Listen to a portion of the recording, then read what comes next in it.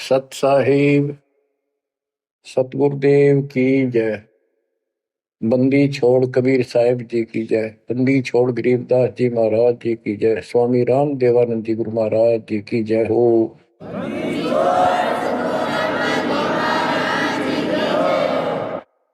सर्व संतों की जय, सर्व भक्तों की जय, धर्मी पुरुषों की जय। श्री काशी धाम की जय, श्री सुडानी धाम की जय, श्री क्रोथा धाम की जय, श्री बरवाड़ा धाम की जय। सत साहिब परम पिता परमात्मा कबीर जी की असीम हृदय से बच्चों, आज आपको अपने घर का पता चला। ये अरहट वाले कुएं में, ये अरहट का कुआ लोई यागल बंधा है सब कोई, कीड़ी कुंज पर अवतारा, हर हट डोरी बंधे कई बारा। इस हर हट जैसे कुएं में बहुत बार चक्कर काट चुके हो। अब इस झंझट से छूटने का समय आ गया। आप किसी से पूछ लो, कोई भी मरना नहीं चाहता, पर सबको पता यहां रह भी कोई नहीं गा। यह समस्या क्यों है? ये इसलिए है कि अब मृत्यु अच्छी चीज नहीं, सबसे घटिया ये है। फिर उम्र दोस्त था, जब तक जवान रहता है रोगी रोटी के चक्कर में उड़ जा रहा है, बस की बात नहीं। यहाँ की व्यवस्था ऐसी है, छोटे छोटे बच्चे होंगे, उनके पालने के लिए मर मिटता इंसान, और करना पड़े। देखे जहां भूखे बैठे, तो ये मजबूरी है अपनी। और फिर सारा जीवन बच्चों को पाल पोस कर पढ़ा कर शादी कर दी, उनके बच्चे हो गए।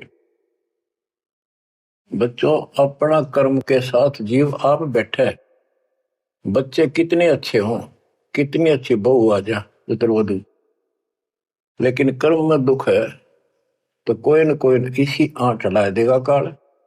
वो चाह कभी आप उसकी मदद नहीं कर पाओगे, उसके कर्म ना करने दे। जैसे आपको बता, या फिर कोई ऐसी बीमारी हो जाएगी, बच्चे भी, बेटा भी, पुत्र वधू भी दोनों बैठ कर रोने जाएंगे, और वो चिल्लाए जा। सास या ससुर कोई भी है, वो कर्महीन इंसान दुखता होंगे। वो दवाई भी जो आ सके हैं अच्छे हॉस्पिटल में ले जाएंगे, लेकिन उस दुख उस दर्द 29 ने कौन मिटा होगा? बच्चों, बहुत बार समझा लिया आपको, कभी आंख नहीं खुलने देता यू काल। केवल सतगुरु शरण में आने से इस काल का प्रभाव हट जाता है कुछ समय के लिए, और तब ये बातें अच्छी लगती हैं। ना कोई गाना, ना कोई बेंजू बजे, ना कोई अच्छा सुर निकाल ले जाते, केवल ये परमात्मा की अमर कथा सुनाई जाती है, उस दाता की बोली, उस कबीर परमात्मा की महिमा सुनाई जाती है। और धीरे धीरे जब पाप कम होते चले जाते हैं, यह इतनी अच्छी लगती है। वो गाने सुना करते भगवती एक अन्य के लिए लगते इनके सामने, तो पाप कर्म जितने कटते चले जाएंगे, इतने ही ये आत्मा का आहार इसे अच्छा लगने लग जाएगा। ये बहुत सी घटनाएं सारे घट रही हैं, पर एक आधा सुनाने से सभी समझ में आ जाती है। एक व्यक्ति को अधर्म मार गया, पैरालिसिस होगा, और उसके 4 एकड़ जमीन थी, उन्हें 16 एकड़ बढ़ा दी। सारी जिंदगी मेहनत करी खूब कंजूसी के साथ। भगवान को जाने कौन था, कोई सुनता ही नहीं भगवान के बारे में। था उसको 4 लड़के हो गए, चारों की शादी कर दी, चारों अलग अलग हो गए, उसको पैरालिसिस हो गया। अब उसको कोई नहीं उठा उन चारों में, और बच्चे उसके पास से निकल जा।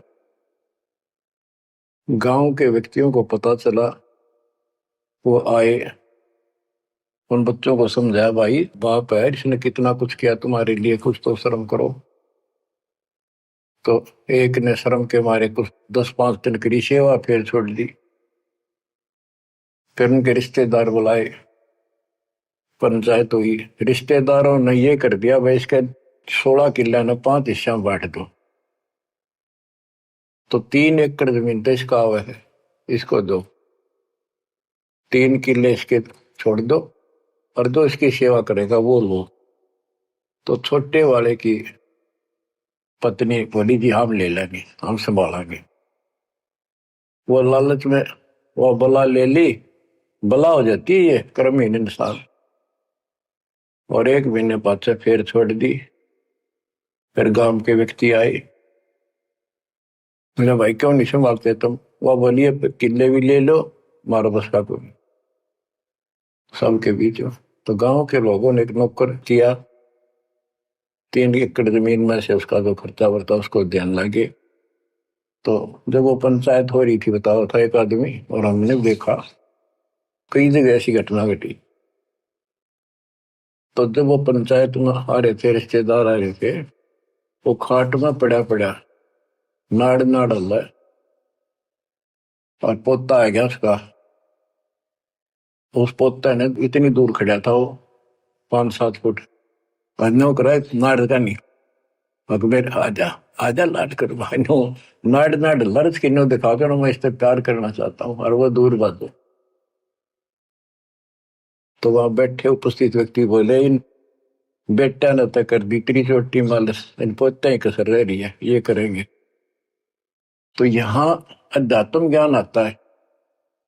जो काम करण का था कर्म इन वो तो करया कोई नहीं, जिसका दुख भी टला हो, बेटा बेटी पुत्र वो दूर सब न अच्छा लगा हो। तो बच्चों यू काम करण का है, यह सबके साथ बढ़ जाएगी जाए, भगवान की शरण में नहीं रहता। 3 बातों को देखकर दास को और अधिक दृढ़ता लगी, भगवान के प्रति तड़फन लग गया कि सचमुच तो पहले देखा है सब बताओ, और भी सामान्य बातें देखी ना, बीमार हो तो भी माता पिता बैठे बैठे देखे जा, और वस्तु के लिए पुकारे जा, कोई सुनने तैयार नहीं था। कबीर साहब कहते बूढ़ा होकर पड़े खाट में, सोने बचन खारे, कड़वी बात सुना करेगा, और कुत्ते था उनका भी सुख को नहीं, ये छाती फूकड़ आ रही। पुत्र वधु कह के गई बूढ़ा बुढ़िया ने के ध्यान रखियो को कुत्ता बिल्ली ना बढ़ जाए अंदर। अब वो ध्यान रखे तुम्हें दिखे कुछ ना दिखे, और दोस्त आंख लागी, कुत्ता बढ़कर उसकी लस्सी दूसरी गिरा गया। वह पानी लेकर आई तो उन्होंने कहा तारा इतना भी सुख कौन, तो कुत्ते ने रोक दो, छाती फूक दी तुमने मेरी। तो परमात्मा कह रहे फिर ये एक वचन सुनोगे तुम, ये कथा सुनने को मिलेगी अमर कथा तुम्हारे को। जो काम करने का वो कर लो, भक्ति करो, और फिर देख घर में भी सुख, शरीर में भी सुख, और सारे बच्चे भी भक्ति मार्ग पर लग जाएंगे।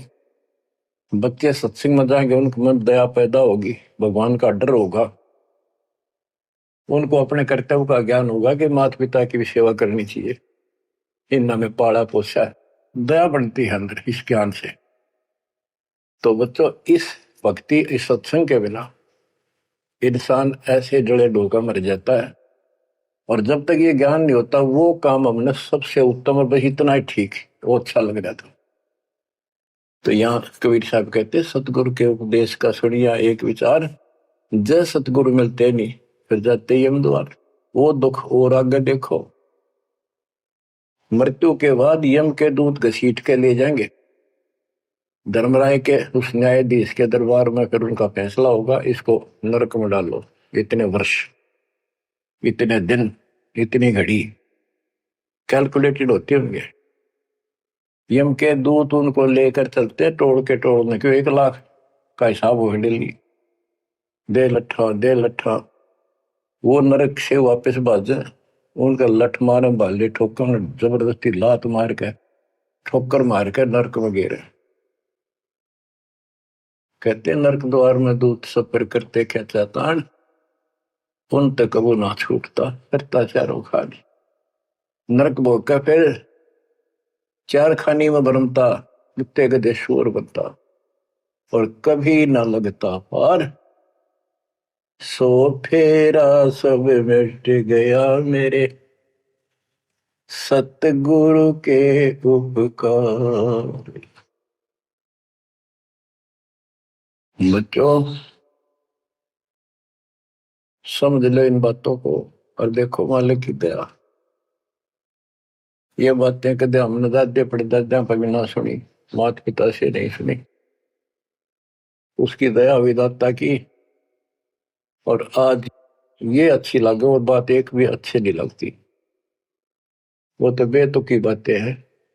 थोड़ी देर बातें करनी पड़ती है इधर उधर की, 2 मिनट बाद में सोचा ही जा तो जा अपना परमात्मा ने याद करे। तो यह लगन अलग से लगेगी, इस सत्संग से लगेगी। और भक्ति सुमन दान करोगे या सेवा, ये सारे मिलकर आपको निर्मल करेंगे। आपको हर तरह से शक्ति आत्मा को मिलेगी। भोजन खाते हैं तो उसमें सभी प्रोटीन सब प्रकार के खाने होते हैं, तभी स्वस्थ शरीर रहता है। इस प्रकार हमने सेवा भी जिसी बने, सुमन भी, दान भी, ये करना पड़ेगा। और मर्यादा का निर्वाह परहेज भी रखने पड़ेंगे, तभी आत्मा स्वस्थ होगी, मोक्ष प्राप्ति योग्य होगी। बच्चों धन है आपके माता पिता जिनसे जन्म हुआ। आपकी किस्मत को अगर व्याख्यान करने लगो, आपकी किस्मत का वर्णन करो, कोई शब्द नहीं दास के पास। इतनी अच्छी किस्मत लेकर जन्मे हो तुम। आपका मनुष्य जीवन इस समय, मनुष्य जीवन के बाद फिर आपको शरण मिल गई।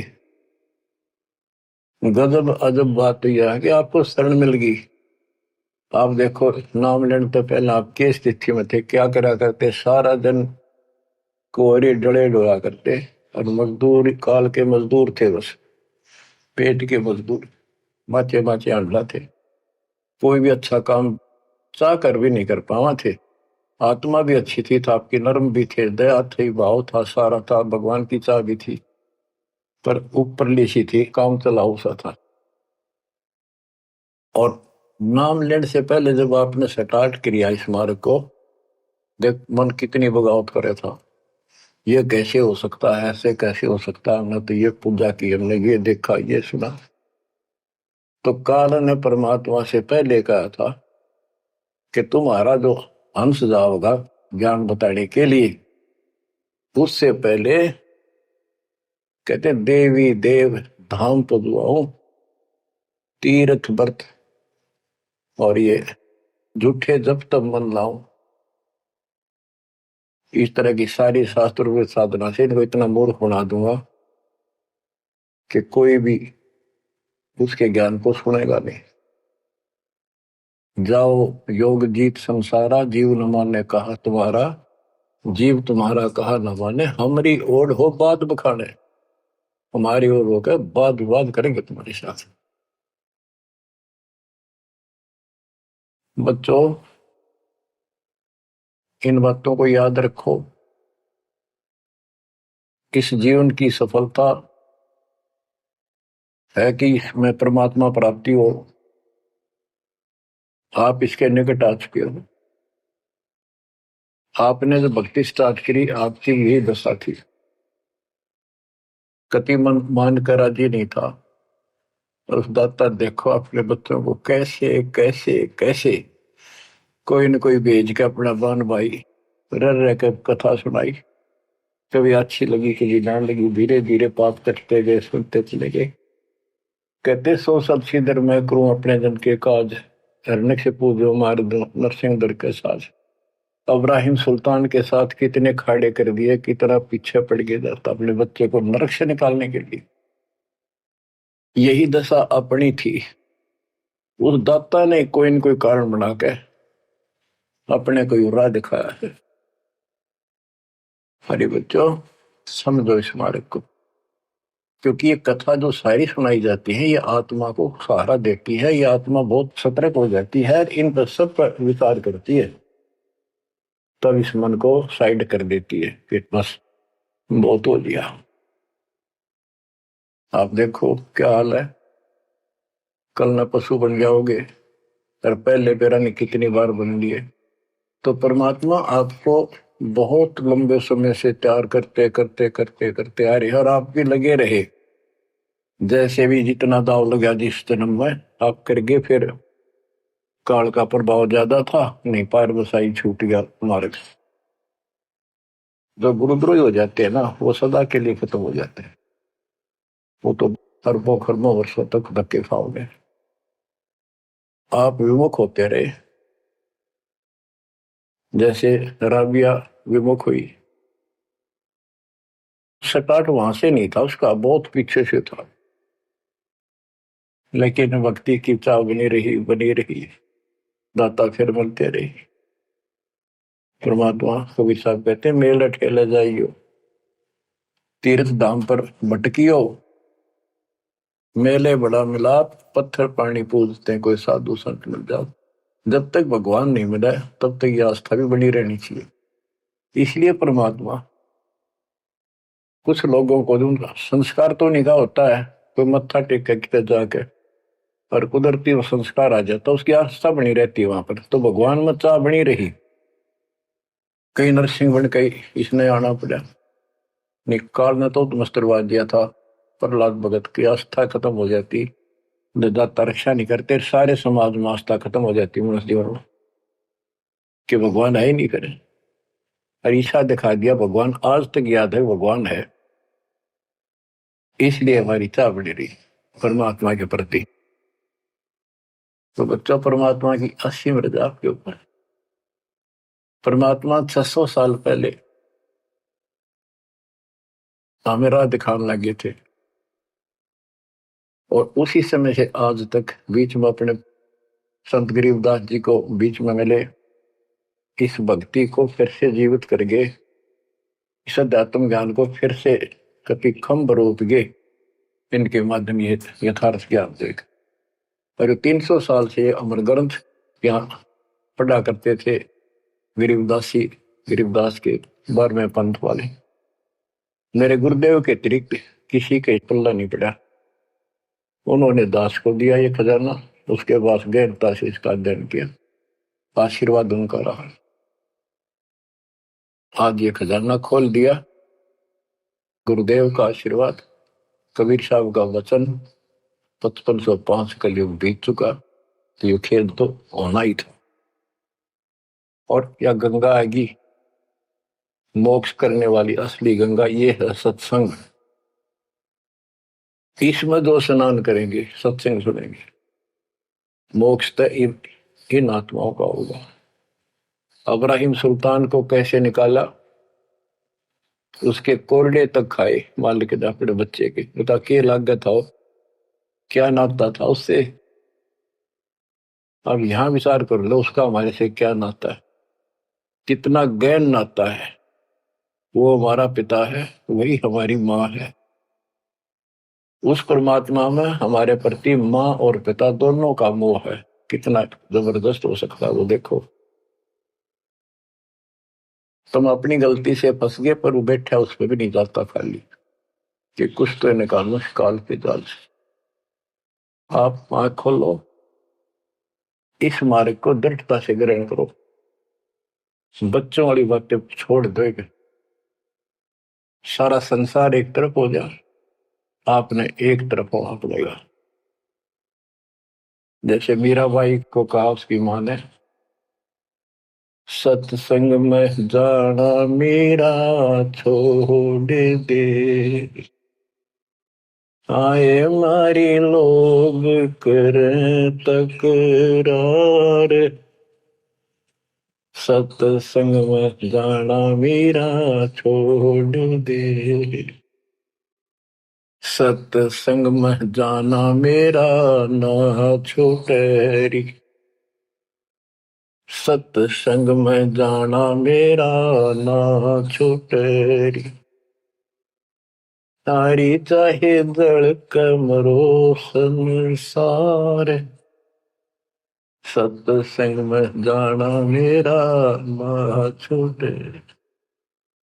इस दशा में, इस स्थिति में आपको आना पड़ेगा। ये संसार साथ नहीं जाएगा, ये संसारिक व्यवहार आपका कति काम नहीं आऊगा। ठीक है, बेशर्म होना भी नहीं, जितना हम समाज में सहयोग कर सकते उस तरफ में रहना पड़ेगा। प्यार दें सबको, नमस्कार करें, बड़े छोटे की कदर करें, अच्छा व्यवहार करें, हेल्प करें, लेकिन जहां अपने भक्ति में बाधा हो उसका नमस्कार करे, हाथ जोड़ लें दूर थे। बच्चों,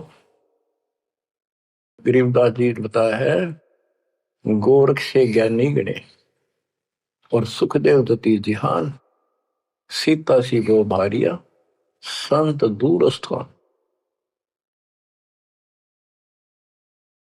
पुण्यात्मो, आपको अध्यात्म सिलेबस, ये अध्यात्म का पाठ्यक्रम पढ़ाया जा रहा है, दास टीचर है, और इसको बार बार रटवाऊंगा, बार बार समझाऊंगा, क्योंकि टीचर सारा साल उस सिलेबस को रह रहकर रिपीट करवाया करे, तब बच्चों के आत्मा में, उसके मन में, बुद्धि में वो सेट होता है।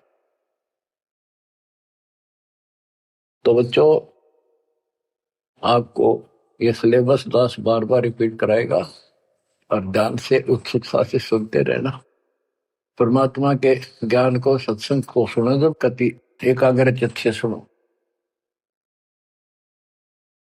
गरीब गोरख से ज्ञानी घने, सुख देव जति जिहान, सीता सी बहु भारिया संत दूर स्थान।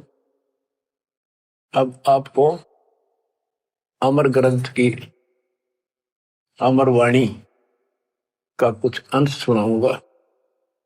जैसे दास की बुद्धि काम करेगी, इसको सरल भी बनाऊंगा। गरीब यज्ञ रची जब पांडव राजा, नो नाथो नहीं ना दुबाजा, 84 सिद्ध रिद्ध सब मोहे, पूर्ण ब्रह्म ध्यान नहीं जोहे।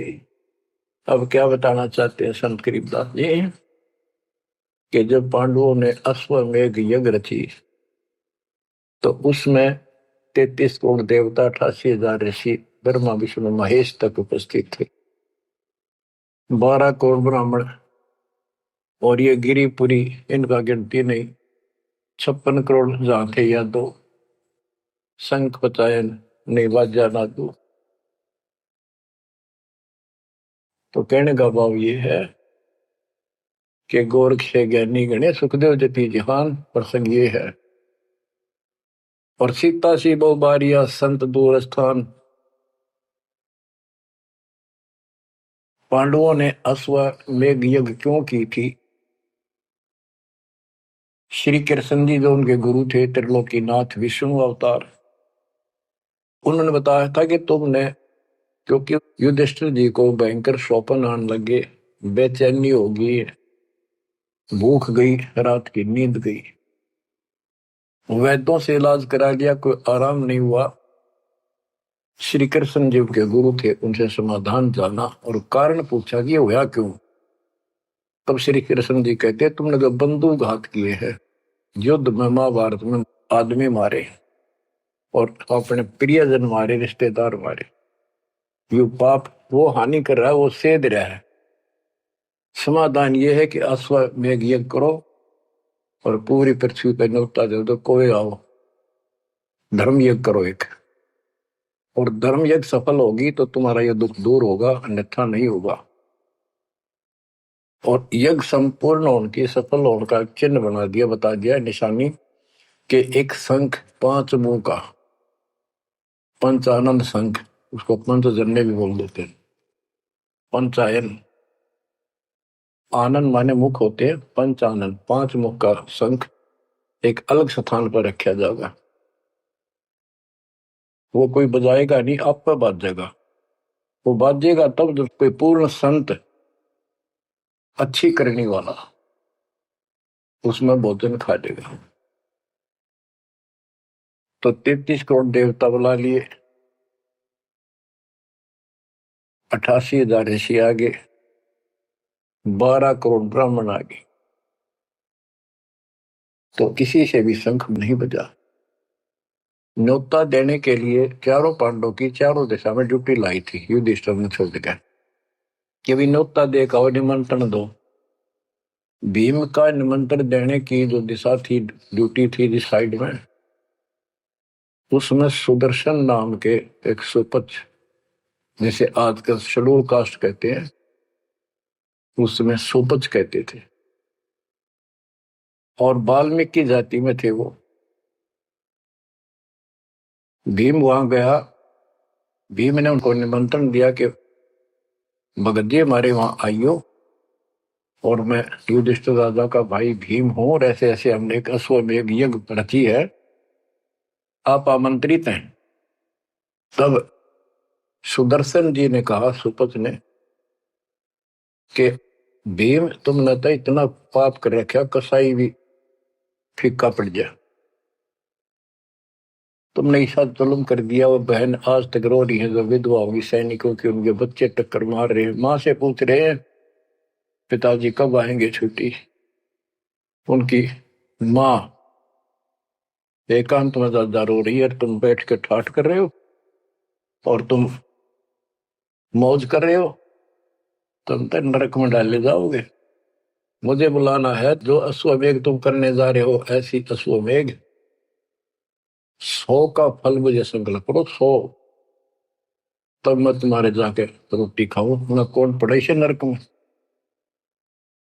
अब अहंकार था भीम को कि हमारी यज्ञ तो सफल होनी है, क्योंकि श्री कृष्ण जी रहे साथ।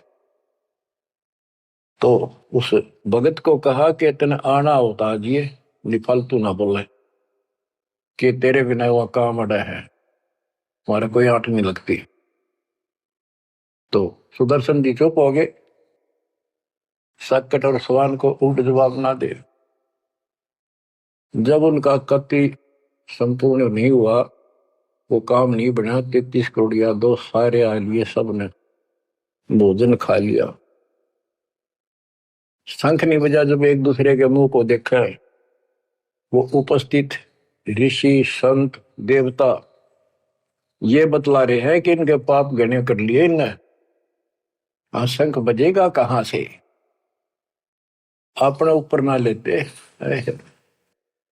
अब जैसे ये माया के अंग का प्रसंग है, वाणी वो चल रही है कि इस देवी ने, इस माया ने काल के दबाव में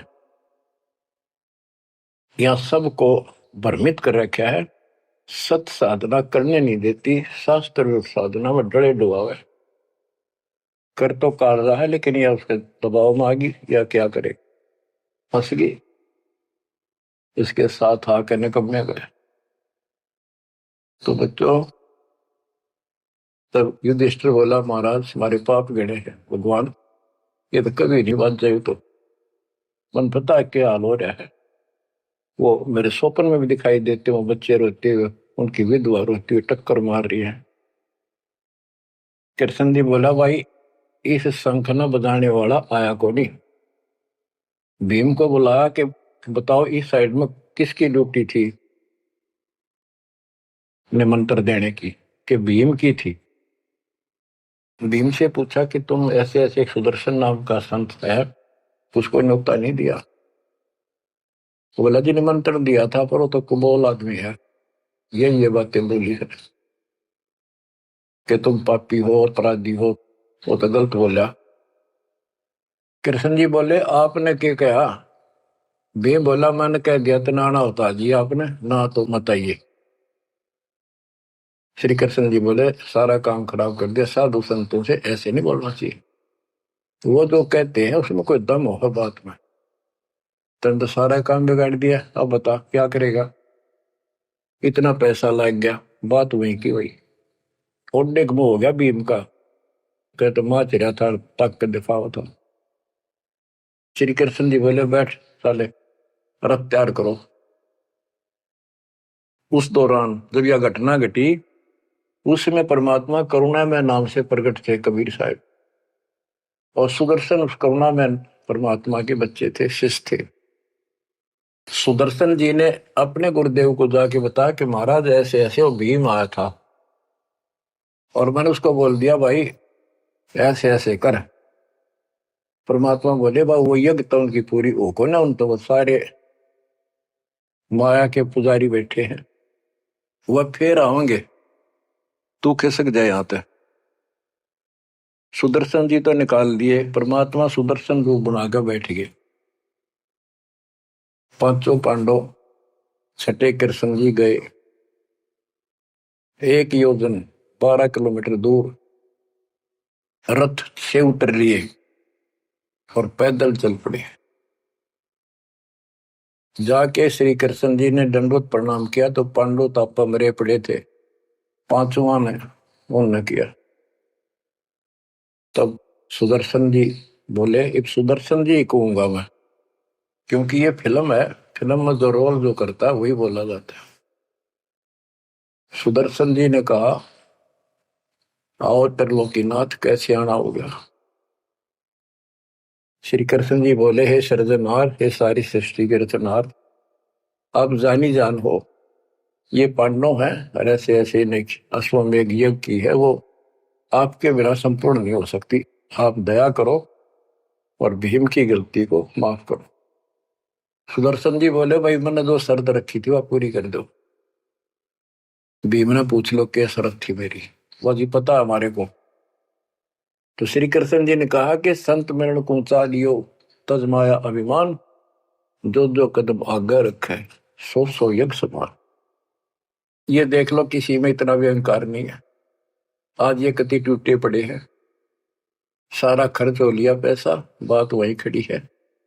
और वहां से लेकर यहाँ तक हम आए हैं, जितने हमारे कदम बढ़ते हैं वो सौ सौ यज्ञ समान, वो एक कदम एक यज्ञ के समान है। अपनी सौ रख लो, बाकी हमारी जोड़ी में डाल दो, हमारा भी कल्याण हो। यानी आदिन्य का भाव संत के सामने होना चाहिए। संत के साथ भगवान होता है, भगवान को अहंकार कभी पसंद नहीं। तब साधु भूखा भाव का, धन का भूखा ना, ना किसी महिमा का भूखा।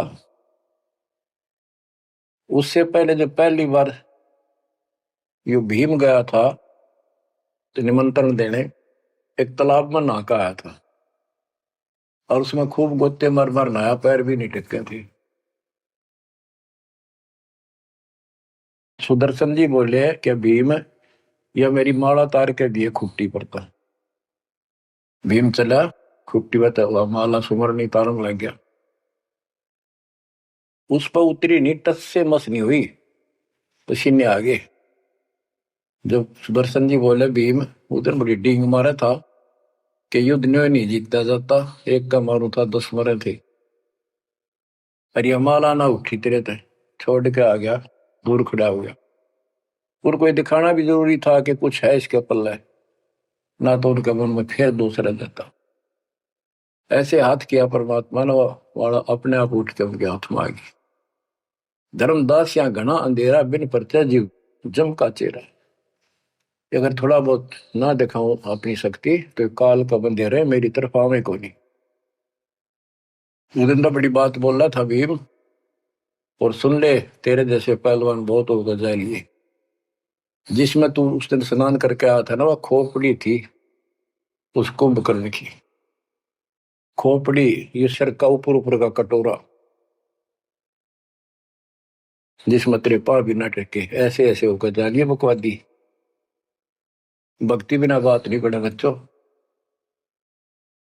तो जब परमात्मा यानी सुदर्शन जी रथ में बैठकर उनके साथ वहां पहुंचे,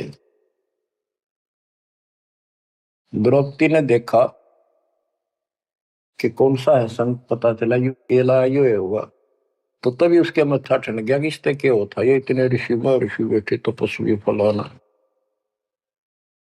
फिर श्री कृष्ण जी ने कहा, द्रौपदी बढ़िया भोजन तैयार कर, संत खाना खाओगा थारा काम बनेगा। तो द्रौपदी ने सोचा बढ़िया भोजन बनाऊं, कई प्रकार के पकवान बनाकर थाली में नारी नारी कटोरिया में रख कर दिए। पर सुदर्शन जी जो है वह 5 ग्रास खाते थे। वो अपने मनमुखी होते, पर रोल उसी का करना था परमात्मा का। ये कुछ भी करते रहो, भक्ति ठीक करो बस। तो उन सब में से थोड़ा थोड़ा मिला के इकट्ठा कर लिया, खिचड़ी ही बना ली, कति रला दिए कि सारे पकवान वहां मिल जाए और सबका भोग लग गया। द्रौपदी मन में सोच रही थी, मैंने 1 घंटे तक आंख पड़वाई दूं मैं और इतने बड़ी आइटम बढ़ाए। अक्षंत खाओगा, रंगुली चाटेगा और सरा होगा किसने बनाई है सब्जी रोटी। और इसने कुछ करना आता ना, और ना शूद्र का शूद्र, ये कहाँ के शंख बजाएगा ये।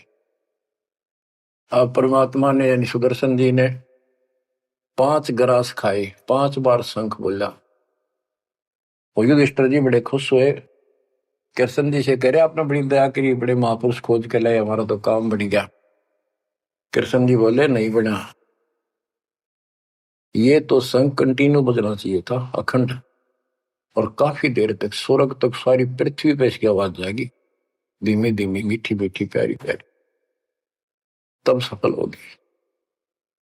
युधिष्ठिर बोले हे भगवान अब कौन रह गया, किसको लाओगे। बोला भाई इस वाल्मीकि के बाल सब ना ही 3 लोग, ये के वाल्मीकि दिखे तुमने, इसके एक बाल के समान भी 3 लोग नहीं है, इतनी ताकत है इसमें, इतनी भक्ति की शक्ति है। अपने घर में कमी है वह खोजते। द्रौपदी बुलाई, द्रौपदी से कहा कि बहन साची बता, तेरे कोई दोष आया इस महापुरुष के प्रति। तो उसने सारी बता दीजिए, ऐसे ऐसे मेरे मन में दोष आया। द्रौपदी शुक्र मना तेरे घर पर टूक तोड़ ली, इसने खाना खा लिया। तो अपने घर सब 2 रोटी खाकर सोते हैं, कोई भूखा नहीं सोता, भगवान सब न दी है। इस तरह का अहंकार करने से काम नहीं बनते। इसके चरण धोकर पियोगी ने, जब तेरे अंतःकरण का पाप भी दूर होगा और कुछ राहत भी तब मिलेगी। अमृता क्या नहीं करता। द्रौपदी लाई बढ़िया सी थाली प्रात उठाकर चांदी की, और उसमें लोटा लेकर संत के चरण धोए, गाल के कटोरे में पीण लगी। कृष्ण जी बोले बहना दा मुझे भी देना, इसे महापुरुष का चरणामृत कद कद मिल रहा है। तो आधा द्रौपदी ने पिया, आधा श्री कृष्ण जी ने। और फिर वो देखो अखंड बाजा, वो ऐसे ढंग से बजाए तो धीरे धीरे धीरे धीरे सुर बढ़ता चलेगा, स्वर्ग तक पूरी पृथ्वी पर आवाज गई, कण कण में सुनाई दिया। और जो पेड़ थे पौधे पूरे के पूरे बसंत की तरह फूल आगे और खिल गए, इतना सुंदर मौसम होगा सुहावना। गोरख से ज्ञानी गढ़े और सुख दे जती जिहान, सीता सी वो भारिया संत दूर स्थान। संत को ऊपर दिखावे से ज्यादा मीठी मीठी लंबी चौड़ी कथा सुनाने से, अटपट करके प्रवचन करने से पहचाना नहीं जा सकता। तो बच्चों न जीव की सी बुद्धि है को पहचान लिए होते तो कबीर भगवान आए न थे, संत गरीबदास जी आ रहे कहने गए। अब बच्चों आपको थोड़ी सी अमृत वाणी सुनाता हूं। ग्रीव फिर पांडवों की यज्ञ में शंख पंचायन टेरे, 12 कोटि पंडित जहां पड़ी सबन की मेरे। यज्ञ रची जब पांडव राजा, नौ नाथों ने नादू बाजा। उस यज्ञ में 9 नाथ, 84 शब्द, 33 करोड़ देवता, 88,000 ऋषि, 12 करोड़ ब्राह्मण और 56 करोड़ यादव जो श्री कृष्ण के वंशज थे, जो पांडवों के रिश्तेदार थे। क्योंकि श्री कृष्ण जी की बहन सुभद्रा अर्जुन के ब्याही थी। या क्या कहते हैं, यज्ञ रची जब पांडव राजा, नौ नाथों ने नादू बाजा। 84 सिद्ध रिधि सब मोहे, पूर्ण ब्रह्म ध्यान नहीं जो है। अब माया के उनकी वाणी पर देखो छिए, इन्होंने बताया है कि 84 सिद्ध 9 नाथ ये रिद्धि सिद्धि में उलझा रखे थे। 84 सिद्ध रिद्धि सब मोहे, इन्होंने पूर्ण ब्रह्म ध्यान नहीं जो है, पूर्ण परमात्मा की भक्ति नहीं करी। कोटि 33 यज्ञ के माही, सुर नर मुनि जन गिनती नाही। 56 कोटि जहां थे यादो हो, जिनसे नाही बाजा नादू हो। कोटिक वक्ता वेद उचारी, ना बयम संपूर्ण सारी। सठ दर्शन की गिनती नाही, अनाथ जीव जी में बो माही। ओहो, सठ दर्शन ये गिरिपुरी कहती है बहुत गड़े आए हुए थे, और अनाथ जीव भी बहुत गड़े आए। सुर नर मुनि जन तपा सन्यासी, दंडी वृत्त बहुत उदासी। कामधेनु कल्प वृक्ष ही लाए, तीन लोक के सुर नर आए। पांचों पांडव कृष्ण शरीरा, जिनसे यज्ञ बही निधीरा। होय होय, पांचों पांडव और श्री कृष्ण जी वही खाना खा चुके थे, उनसे यज्ञ बही नहीं थीरा, उनसे यज्ञ नहीं हुई पूरी। एक बाल्मीक नीचे कुल साधु, जिन शंख पचायन पूरे नादु। और गनो माया के पूता, ब्रह्म जोगनी सब ही दूता। ओहो, कहते हैं एक बाल्मीक नीचे कुल साधु, जिन शंख पचायन पूरे नादु। ये और गनो माया के पूता, ये औरतें माया के भ्रमित है, माया सिद्धि प्राप्त करके लोगों को प्रदर्शन करना, ये भी माया जाल। या महिमा पागी न इनमें खेल लेंगे खिलौने से, या माया ये देवी ने उलझा रखे काल के दबाव। कहते हैं और गनो माया के पूता, ब्रह्म जोगिनी सब ही दूता। अब क्या बताते हैं, गिरि पांचों पांडव संग हैं, और छठे कृष्ण मुरार। चलिए हमारी यज्ञ में हे समर्थ सिरजनहार। अब श्री कृष्ण जी भी तो तीन लोक के मालिक हैं, पिछले संस्कारी हंस है। परमात्मा ने उनको सद्बुद्धि दी, उनकी दिव्य दृष्टि खोली कुछ समय के लिए, तो उनको भगवान दिखाई दे था। वो सुदर्शन उस दिन थे भी भगवान, पर उसको एहसास था, क्योंकि अध्यात्म मार्ग के अंदर अपने आप आत्मा अपने से शक्तिशाली के आगे नीचे हो जाती है, मुरझा जाती है। गिरि पांचों पांडव संग हैं, और छठे कृष्ण मुरारे। चलिए हमारी युग में समर्थ सृजनहार। गिरि पांडव यज्ञ अश्वमेघ में, सतगुरु किया पिया ने। पांचों पांडव संग चले, और छठा भगवान। गिरि पांडव यज्ञ अश्वमेध में, वाल्मीकि की बे। शंख पचायन बजाइया, राख्या नहीं संदेह।